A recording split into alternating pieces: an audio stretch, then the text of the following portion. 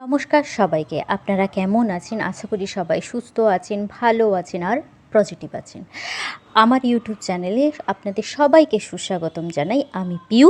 আজকে একটা নতুন ভিডিও নিয়ে আমার চ্যানেলে এলাম বকবক করতে। আজকে বানাবো আলুর পরোটা। তার জন্য কি করতে হবে? তার জন্য কিছু আলু নিয়ে সেদ্ধ করে ভালো করে ম্যাশ করে নিতে হবে এবং তারপরে যেটা করতে হবে, একটা মিক্সিং বোলের মধ্যে টমেটো, আদা, রসুনের একটা পেস্ট বানাতে হবে।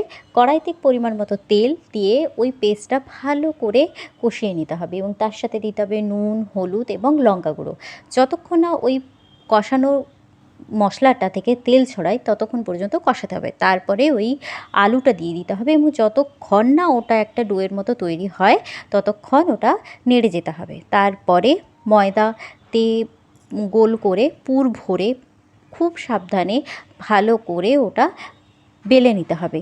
তারপরে ননস্টিকি কড়াইতে তেল দিয়ে আস্তে আস্তে সময় নিয়ে ওটা ভাজতে হবে। ভাজার পর রেডি হয়ে যাবে আলুর পরোটা। আপনারা খেয়ে বলবেন কেমন হলো, জানাবেন। আজকের মতো টাটা।